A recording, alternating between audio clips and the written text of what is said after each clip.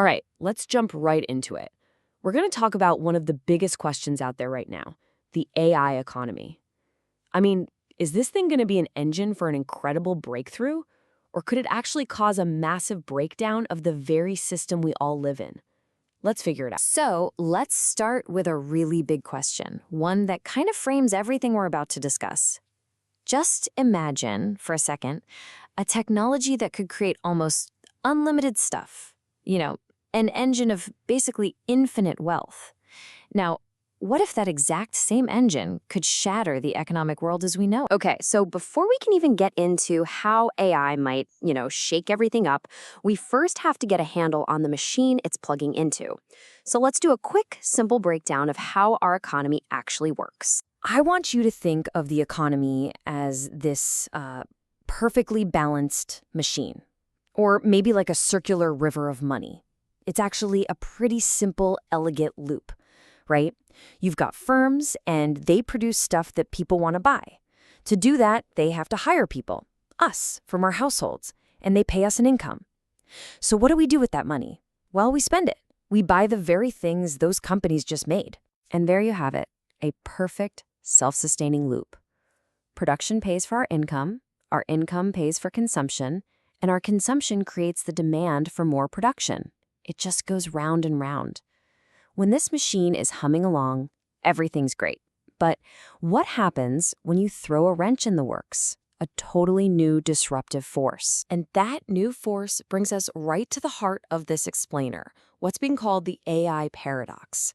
This is the moment where our nice, balanced little machine, it starts to really shudder and shake. To really get this, you have to see that AI isn't just a better tool. It's not like a faster hammer for a carpenter. It's a whole new kind of worker. Just picture a robot carpenter. It costs a one-time fee to build, it works 24/7, never gets tired, and it works, say, 1,000 times faster than a person. It's not a tool for the carpenter. It is the carpenter. So here's where that beautiful cycle just snaps.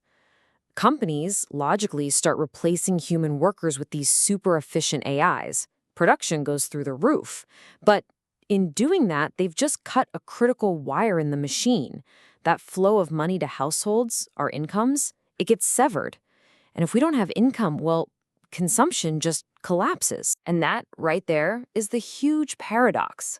We could create a system that can produce more stuff than ever before in history, but in the process, we might completely destroy people's ability to buy any of it. It's wild. Hyper-efficiency could actually lead us straight to economic ruin. Now, to be fair, not everyone agrees on just how big this explosion is going to be. You've got some forecasters, like at Goldman Sachs, who are predicting this massive 7% boost to global GDP. But then you have other top economists, like Daron Acemoglu at MIT, who are much more cautious. They're warning that the way we're building AI right now might only give us a tiny productivity bump while still causing all that job displacement. So where does that leave us? Well, it feels like we're standing at a massive fork in the road. And the thing is, the outcome here isn't set in stone. The research suggests our choices could lead us down one of three very, very different paths. So here's a quick look at those three potential futures. They really all come down to two big questions. Who owns the AI, and what does that mean for the rest of us? Let's walk through each one. So path number one, this is kind of the default setting, the dystopian one a lot of people are worried about. It's being called techno-feudalism. In this future, a tiny, tiny group of people owns all the valuable AI. They become a new digital nobility. And the rest of us? We just become this huge class of consumers who are totally dependent on them for basically everything. Then you have path number two. This is the one where we actively step in. It's the reformist path. In this scenario, we use policy, government action to intervene. We'd heavily tax the insane profits that AI generates and then use that money to fund a really strong social safety net. The goal is to make sure everyone has enough income to keep that economic machine from breaking down. And finally, there's path three. Now this one is the most optimistic, maybe even a little utopian. In a human renaissance, all this automation frees humanity from the daily grind of labor. Our whole value system shifts. Instead of focusing on who can produce the most, we start to prioritize the things that AI can't do. Real creativity, taking care of each other, building communities, and deep human connection.